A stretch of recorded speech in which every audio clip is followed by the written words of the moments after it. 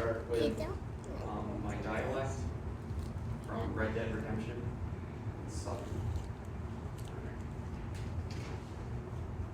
Looks like it's just you and me, John.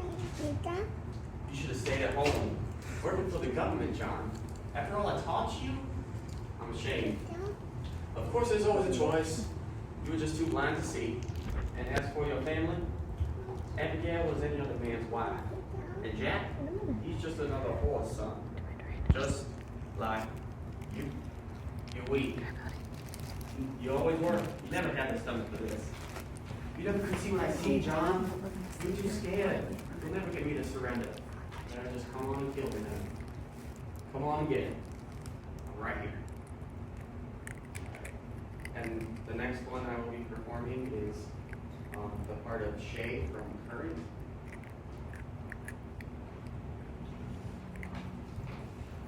I like tracking your story. You were so, I can't describe it, but you were ultimately endearing. I got such a high from listening to you. Like, I meant so much. No, something I created meant so much to someone. And that made being a fish, wearing a stupid fish costume for a stupid fish fry restaurant mean something. A reason to stick around. After it hadn't meant something for so long. I would listen to you, and listen to you, and listen to you. I would have kept on listening to you because I thought I was helping you. And then one day, you asked who was in the suit. And I wanted to take off the head and talk to you. Finally talk to you. To someone. Have a conversation. And I was scared. And it turns out I had every right to be. It's just been days, but the things you said to me, things you've done, you wish you had never asked because you don't want to know me, no matter what you say. What's appropriate at this stage of acquaintanceship is, what's your favorite color? What kind of music do you listen to? Not, what are you, or not, will you heal me? That's too much to put on a person you just met.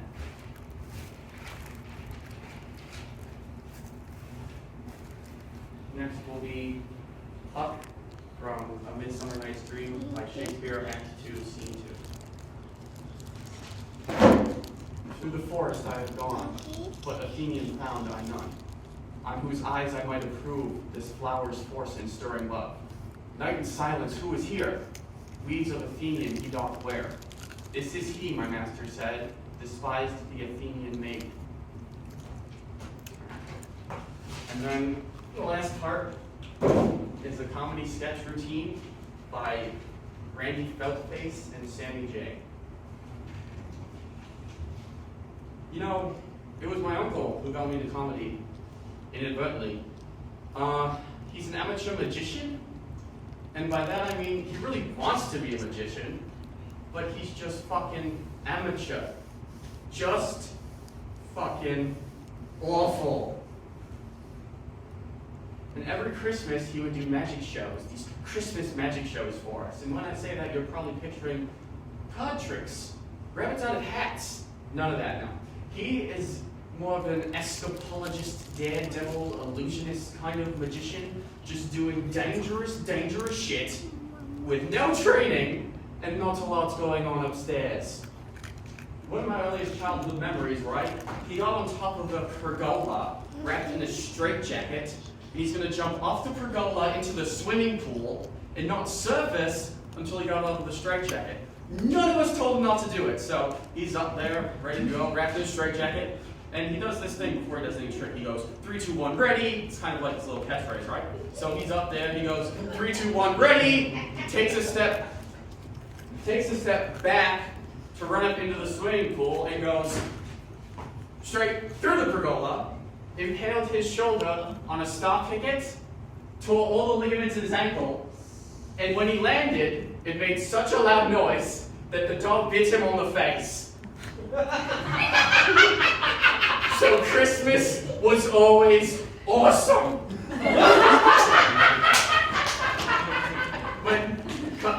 And with Christmas comes traveling and being on the road. And I love being on the road. I'm a big fan of it. I have a lot of fun. There's not many downsides. But there's one thing about constantly traveling and staying in different places. One thing I'm sick of. You know what I'm fucking sick of, Liam? What? I'm fucking sick of writing my experience.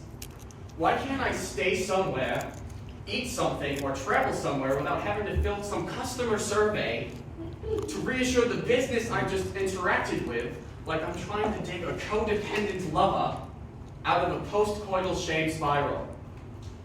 Did you have a nice time? How was it for you? What can we do better? What's wrong with us? Fuck that. I mean, look, by all means, provide an avenue for complaint. Like, if I'm unhappy, I'll be the first to write a strongly worded email or slip a crude drawing into a suggestion box. But if you don't hear from me, just assume everything was fine, our transaction is complete. Fucking back yourself. It's everywhere now. They have touchscreens at the airports that feature a spectrum of emojis.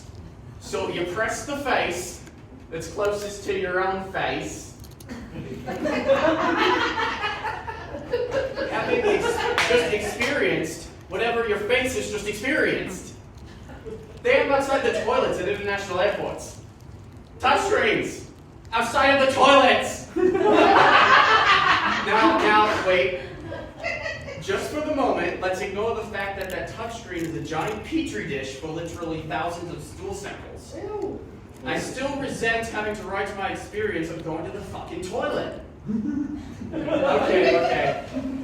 Okay. I have to do this screen.